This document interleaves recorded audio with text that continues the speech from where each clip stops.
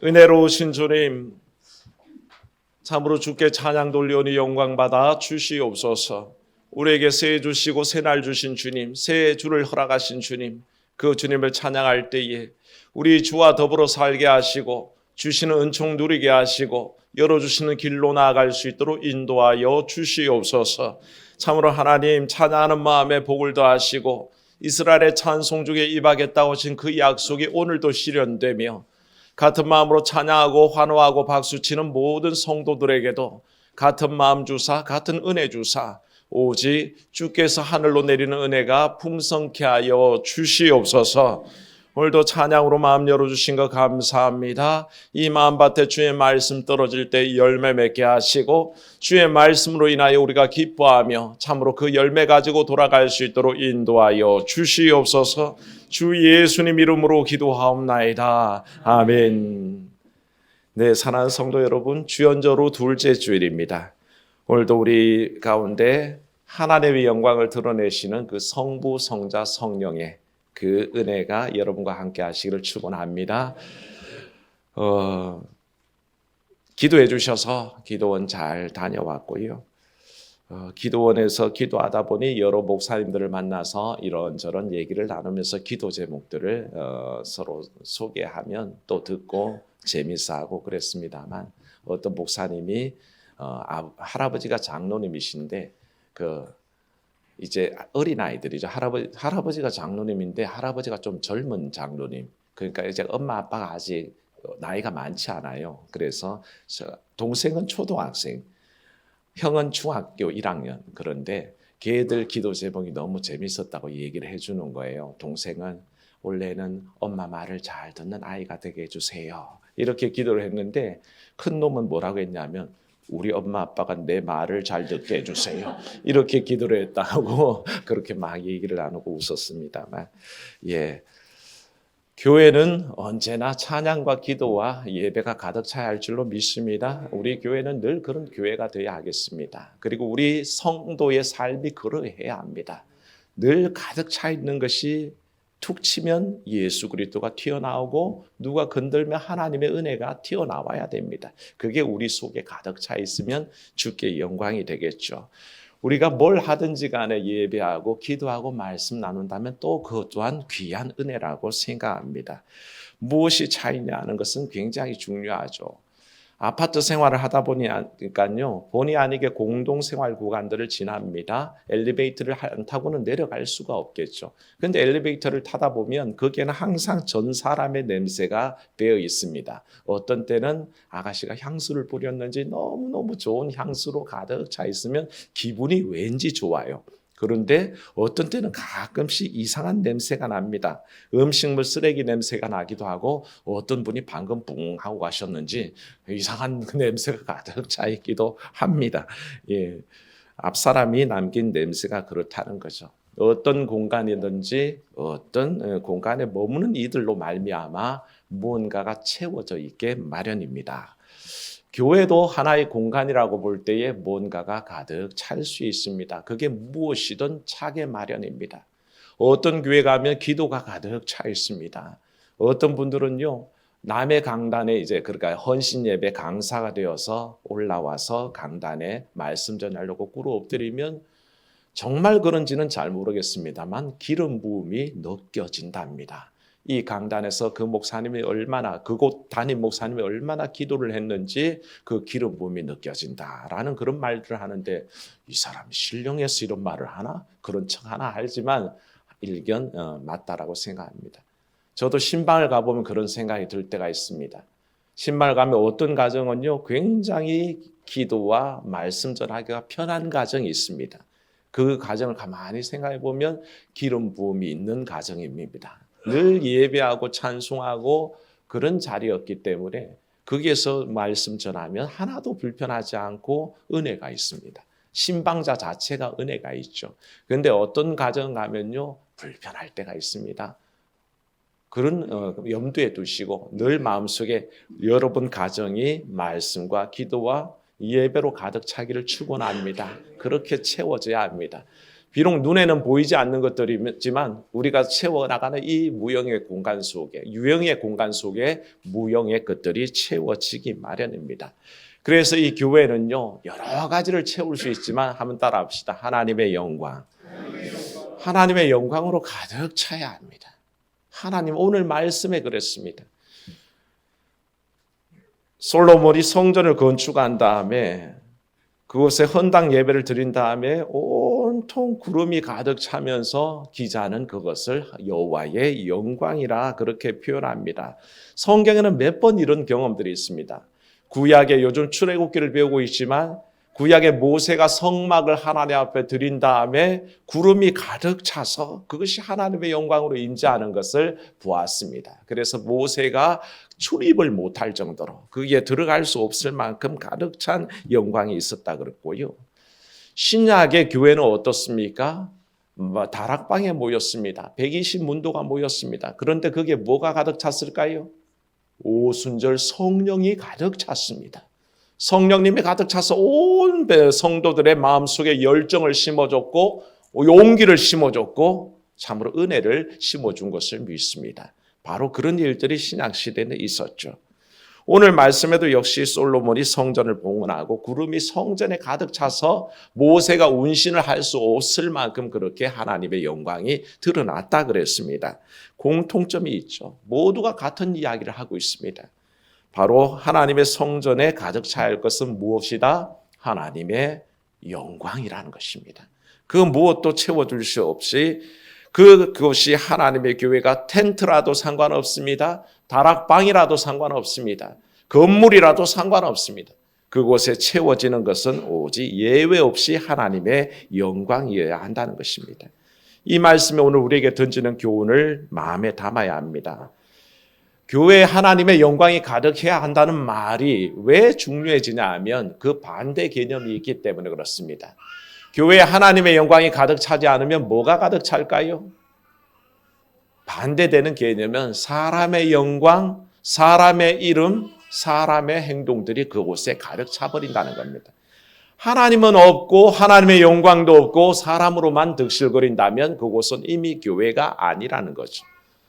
네, 오늘도 가영이가 설교를 하고 싶은 모양입니다. 다음에 기회를 줄 테니 우리 가영이 가고 신경 쓰지 마십시오. 아기는 옹알거려야 됩니다. 그 나이 때는 그래야 됩니다. 그게 자연스럽습니다. 괜히 여러분들이 자꾸 쳐다보면 부모님이 힘들어지니까 은혜롭게 그 자리에서 예배할 수 있도록 설교하는 제가 아무런 영향을 받지 않으니까 여러분들 신경 쓰지 마십시오. 그냥 그 나이 때는 그래야 합니다. 그렇게 이해하시고 너그러운 마음으로 우리 가영이가 옹알이 하면서 설교하고 싶어 하는구나 생각해 주십시오. 네. 그러면 또 그 말이 귀에 들어옵니다. 그래 잘 들리게 될 때 쟤는 너무 잘 웃어. 그래서 너무 이뻐요. 예. 이러다 보면 제가 또 까먹어 버리죠. 어디까지 했는지 까먹어 버립니다. 예. 항상 하나님의 영광을 위해서 교회가 존재하는 것이지 사람의 이름, 사람의 영광을 드러내는 것이 아니란 것입니다. 이 모든 것은 우리의 신앙생활 전반에 드러납니다. 우리가 이 속에서 행하는 모든 것들이 사실 나를 위한 것인지 하나님을 위한 것인지 그 기준을 판단하게 만드는 말씀이라는 거죠. 1900년도 초에 아직 우리가 남북에 갈라져 있지 않을 때에 황해도 그 재령 동복교회의 정찬유 장로님이라고 계셨습니다. 학교 앞에서 문방구를 운영하면서 가난한 생활을 했는데요. 그래서 너무 가난하다 보니까 11조를 드릴 수가 없는 거예요. 그 11조가 들을 수 없으니까 장로님이 돼서 얼마나 마음이 쓰라렸겠습니까? 내가 너무 없이 살다 보니까 하나님께 드릴 11조도 제대로 못 드린다 하는 그 마음이 죄스러워서 어느 날 결단했습니다. 굶어 죽을 각오를 하고 내가 하나님 앞에 하나님 것은 드려야겠다. 그래서 그 즉시로 11조를 철저히 드리기 시작했는데 늘 많은 간증들이 그렇지만요. 죽기를 불사하고 11조 생활을 했더니 하나님께서 부어주신 은혜가 나타나기 시작하면서 가게가 점점 펴나가기 시작하고 나중에는 문방구는 접어버리고 건축 자재상을 하게 됐답니다. 건축 붐이 그 당시에 일어나가지고 점점 황해도에서 큰 부자로 자리 잡아갈 때쯤에 이 장로님이 어떤 마음이 들었냐면 내가 가난해서 지지리도 가난해서 좋은 집에 못 살아봤는데 이참에 내가 좋은 집에 한번 살아봐야겠다 해가지고 자기 집을 아주 크게 지을 마음을 먹고 이제 터 위에다가 건축 자재들을 실어다 날랐죠. 그걸 보면서 흐뭇하게 바라보는데 하나님이 그 마음속에 생각을 주시는데 내 집 짓기보다 하나님 전을 먼저 지어야겠다 하는 생각을 주시더랍니다. 그래서 그 당시 돈 3만 환을 쓸 때 3만 원을 드렸는데 요즘 가치로는 한 30억 원 한답니다. 그거 가지고 대지를 그냥 크게 3만 평을 구해가지고 현대식 건물을 지어서 예배당을 건축하고 봉헌을 했습니다. 교회가 일이 너무 고마워서 머릿돌에다가 썼습니다. 정찬유 장로 기념교회 이렇게 새겼더니 장로님이 이걸 보고는 그 다음 주부터 교회를 안 나오네요. 목사님들하고 온 교우들이 왜 그러시지? 뭐가 이러시지? 그래서 찾아갔답니다. 목사님하고 교우들이 다 찾아가서 왜 장로님 의인연고로 이렇게 교회를 안 나오십니까? 그랬더니 이 장로님이 그럽니다. 제가 지금까지 이 교회에 출석했던 이유는 주님이 주인이셔서 교회를 다녔는데 어느 날 갑자기 제가 주인처럼 그렇게 저를 기념하는 교회라고 얹어놓으시니 제가 부끄러워서 교회를 못 가겠습니다. 그렇게 얘기를 하더랍니다. 여기에 그 목사님하고 교인들이 크게 깨닫고 그 머릿돌을 그날로 치워버리고 주님이 주인은 되는 교회, 그 교회를 향해서 다시 장로님이 나와서 출석도 하고 헌신을 했다는 이 얘기죠. 그게 교회사에 전해지고 있습니다. 왜 그럴까요? 자기 공로를 자랑하지 않으려 했고 모든 것이 하나님의 은혜인 줄 알고 드렸는데 오직 하나님께만 영광 돌리려고 했는데 그 공로가 어느 날 자기에게 뚝 떨어지니 깜짝 놀랐던 거죠. 그런 마음이 참 귀합니다. 이 얘기를 읽다 보면 참 그 장로님 까탈스럽기도 하다 싶은 마음이 들면서도 한편 한 구석이 잔잔해집니다. 이게 믿음이구나. 사람이라면 자기 이름 대기 드러내는 거 좋아할 터인데 이렇게 자기 성전에서 믿음 지키려고 애쓰는 사람은 자기 이름 요만큼이라도 날까 봐 그렇게 경계를 하셨구나. 그게 우리 믿음의 선진들이구나 하는 생각을 합니다. 솔로몬은 약 7년 동안에 백향목에다가 잣나무에다가 온갖 금은보화로 화려하게 치장한 성전을 건축하고 봉헌했습니다. 근데요, 이거 참 귀하고 중요한 일이죠. 온갖 좋은 재료로 하나님께 영광 돌리며 교회를 지었으니 보통 좋은 일이겠습니까만 이보다 더 중요한 일이 한 가지 남았습니다. 뭐였냐 하면 다윗성에 잘 모셔져 있는 다윗 언약궤를 가지고 와야만 했습니다. 시온의 장막에 둘 게 아니라 이제 지어진 솔로몬 성전 지성소에 모셔드려야 했었습니다. 그래서 그 일을 하게 됩니다. 성전 건축을 아무리 화려하게 해도 그곳에 언약궤가 빠져 있으면요 사실 안고 없는 찐방과 똑같습니다. 왜냐하면 언약궤는 뭡니까? 하나님의 임재의 상징입니다. 하나님이 임하신다는 상징입니다. 그래서 장막에 언약궤가 있으면 그 장막도 교회가 되는 것이고 좋은 성전 건물에 언약궤가 가게 되면 그 언약궤가 그때부터 성전의 기능을 합니다. 뭐가 필요합니까? 하나님의 임재가 필요한 거죠. 그래서 솔로몬이 그 일을 하기 위해 했던 거죠. 그렇다고요. 언약궤 자체가 뭐 영험이 있다라고 생각하지 마십시오. 언약궤는 그냥 언약궤에 불과합니다. 우리가 알거니와 그 언약궤가 아무리 있어도 소용이 없었던 적이 있습니다. 사사시대에 엘리 제사장의 두 아들 누굽니까? 홈니와 비느하스 아닙니까? 그들 마음속에는요 언약궤의 능력이 믿는 믿음이 요만큼도 없었습니다. 단지 그들이 생각했던 언약궤 자체가 힘이 있다라고 생각했어요. 자꾸 블레셋과 전쟁을 하는데 지니까 이들이 엉뚱한 생각을 합니다. 우리가 언약궤를 갖다가 한번 앞세워보자. 지금 저 장막에 있는 언약궤를 갖다가 제일 전쟁 앞에다 놓으면 저 블레셋이 지겠지라는 마음으로 정말 언약궤를 갖다 놨습니다. 그랬는데 이겼을까요? 대패했습니다. 완전히 박살 나버렸고 결국에는 홈리와 비느하스도 그 전쟁통에 비참하게 죽게 됩니다. 자기들만 죽었을까요? 이스라엘이 대패했고 이 소식을 전해들은 아버지 엘리 제사장이 의자에 기대어 있다가 깜짝 놀라서 의자가 자빠져서 목이 부러져 아버지도 죽어버립니다.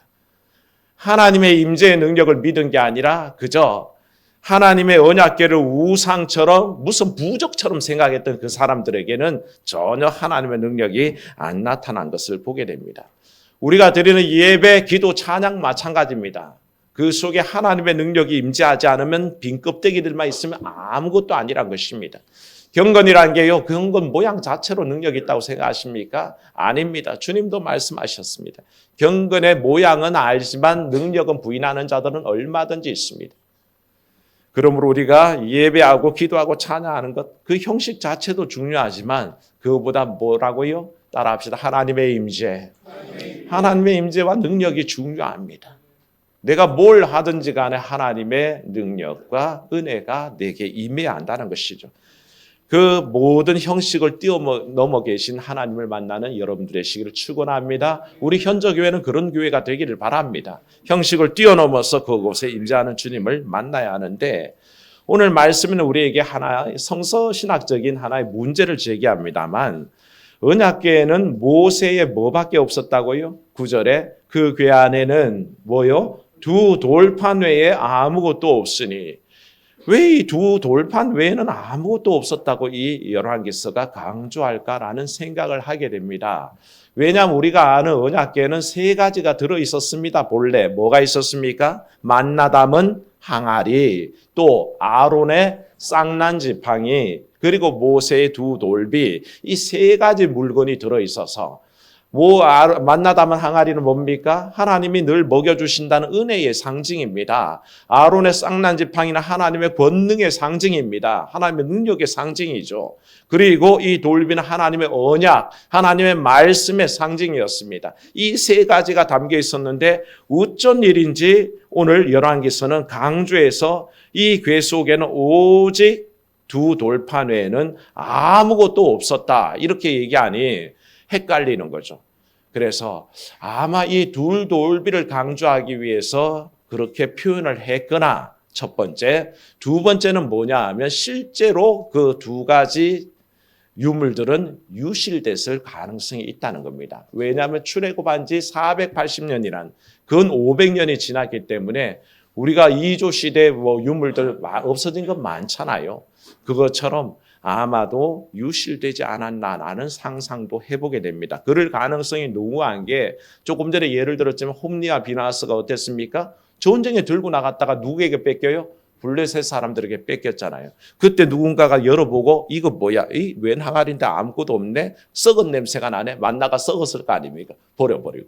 이 지팡이는 다 썩은 이거 뭐하러 넣어놨어? 버려버리고. 두 돌은 들려는 순간에 너무 무거우니까 못 들고 그냥 놔두고 뚜껑을 닫았다라고 상상을 해보는 거죠.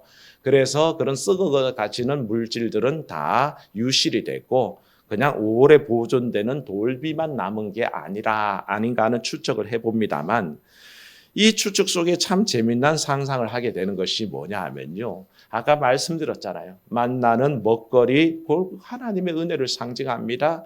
지팡이, 기적을 상징해서 우리가 기적이라 그러면, 이적이라 그러면 눈이 번쩍 뜨이게 합니다만 은혜도 또한 기적도 사실은 다 뒤로 물러가고 오직 뭐만 남는다? 하나님의 말씀만 남는다 하는 것을 우리가 상징적으로 보여주는 것이 아닌가라는 생각합니다.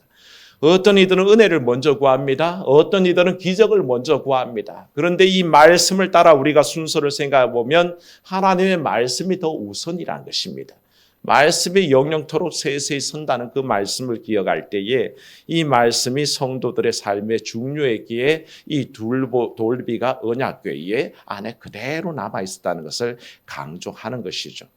그래서 모세가 십계명을 다 전한 다음에 강조하여 외친 것이요. 신명기 5장에 이런 구절이 있습니다. 신명기 5장 32절 33절인데 그런즉 너희 하나님 여호와께서 너희에게 명령하신 대로 너희는 삼가 행하여 좌로도 치우치 말고 우로도 치우치지 말고 너희 하나님 여호와께서 너희에게 명령하신 모든 도를 행하라. 모든 도를 행하라 그랬습니다. 그리하면 너희가 살 것이요. 우리가 산다고 하셨고요. 복이 너희에게 있을 것이며 너희가 차지한 땅에서 너희가 오래도록 살리라. 장수의 복을 주신다 그랬습니다. 가마보니 먹거리도 그렇고요, 잘 살게 하심도 그렇고 우리가 기적을 체험함도 이 모든 것이 뭐로 기인하냐 봤더니 만다 담은 항아리조차 기적의 지팡이조차 말씀에 주된 가지들하는 것입니다. 말씀이 중심에 있고 그 가지로 은혜도 있고 또 기적도 체험하게 되는 거죠. 그런데 그거 다 재놓고 말씀 제쳐놓고 기적도 은혜도 체험할 수는 없더라는 것이죠. 그래서 아마 성서 기자가 오직 이 언약궤 속에는 두 돌비 외에는 아무것도 없더라는 이 말씀 속에 하나님의 말씀이 세세토록 영원히 쓰는 그 모습을 보여준 게 아닌가 합니다. 그때에 그렇게 해서 그 언약궤가 지성소에 모셔지자마자 하나님의 영광의 구름이 얼마나 성전에 가득 차는지 사람들이 도저히, 오늘 말씀에는 뭡니까? 제사장들이 서서 자기 직무를 행할 수가 없었다 그랬습니다. 정확하게 말하면 뭡니까? 서서 못했다니까 앉아서 기다시피 해서 그렇게 일을 볼 수밖에 없게 만드셨다라는 것을 우리에게 보여주시는데요. 하나님의 영광이 가득 찬 교회가 되어야 됩니다. 예수님께서 세 제자를 데리고 변화산에 올라가셨을 때요, 모세가 나타나고 엘리야가 나타납니다. 예수님의 옷은 휘어져서 세상에 어떤 사람이 빨래해도 그렇게 희게 할 수는 없을 만큼 되어버렸고요. 그리고 온통 구름이 그들을 덮었다 그랬습니다. 그리고 구름 속에 음성이 들려오기를 이는 내 사랑하는 아들이요 내 기뻐하는 자니 너희는 뭘 들어라? 그의 말을 들어라. 그 말을 들어라. 그 말씀 들어라 라고 결론 내리셨습니다. 이때 그 구름이 제자들 속에 쫙 덮던 그 덮는다는 단어하고 출애굽기에 하나님의 성막에 구름이 내려와서 덮는다는 단어와 또 오늘 말씀 속에 있는 성전에 구름이 가득 찬다, 이 표현 자체가 다 의미상 동일한 말씀입니다. 하나님의 영광이 둘러덮고 하나님의 영광이 가득 차는 그곳, 곧 하나님의 영광이 전문적인 용어로 충만했더라. 우리는 늘 충만했다 하고 얘기하죠. 그 영광이 충만했다라고 얘기합니다. 사랑하는 여러분, 교회는 바로 이런 곳입니다. 하나님의 영광이 가득해야 합니다. 그래서 그 속에는 사람이 움직이고 사람이 주도해내는 게 아니라 하나님의 영광이 이끌어가고 하나님의 영광이 인도해야 된다는 것이죠. 우리는 성탄절과 주연절 지나면 하나님의 현현을 기념하는 이 절기에 바로 이것을 기억해야 됩니다. 예수님 당시에도요, 사람을 드러내는 것은 얼마든지 있었습니다. 바리새인들은 늘 자기 자랑했습니다. 자기 의를 드러내고 자기를 과시했었습니다. 그래서 가장 뛰어난 영성인들처럼 그렇게 행동하셨죠. 하지만 주님 뭐라 하셨습니까? 그들 가르침은 마치 모래 위에 집을 지은 어리석은 자와 같다. 그렇게 표현하시죠. 사람을 위해서 사람을 높이는 거 다 무너지게 되어 있습니다. 자기 이름 내려고 바벨탑 쌓은 인생들 한 번에 하나님께서 기입하셔서 하나도 남김없이 다 무너뜨려 버리셨습니다. 오늘날 한국교회에 주의 이름, 주의 영광보다 내 이름, 내 영광, 내 공로 드러내려고 하는지 그 모든 일들을 반성해야 됩니다. 자성해야 됩니다. 큰 교회는 큰 교회대로 돌아봐야 되고요. 작은 교회는 작은 교회대로 돌아봐서 내가 과연 내 이름 드러내려고 하는지 내 영광 드러내려는지 돌아보시고 다시 한번 기억자들의 구호로 돌아갑니다. 오직 믿음, 오직 은혜, 오직 말씀, 오직 예수, 오직 하나님께 영광. 이 귀한 구호로 돌아가시기를 축원합니다. 은혜로우신 하나님, 2024년 새해를 시작하고 주연절 둘째 주일에 주 앞에 예배하도록 부르시고 인도하시니 감사합니다. 오늘 주의 현현을 묵상하고 영광 가운데 임하신 주님을 기억하며 예배합니다. 우리 교회가 하나님의 것이기에 하나님의 영광만 드러내게 하옵소서.